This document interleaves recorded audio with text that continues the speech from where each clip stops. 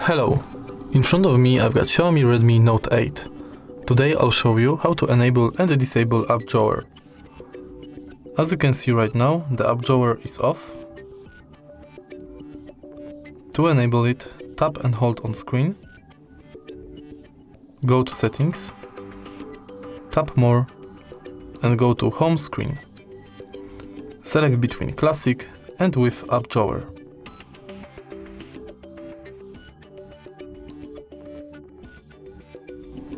Now app drawer is on. To disable it again, tap on hold on screen, go to settings, tap more, go to home screen and select classic. Now app drawer is off.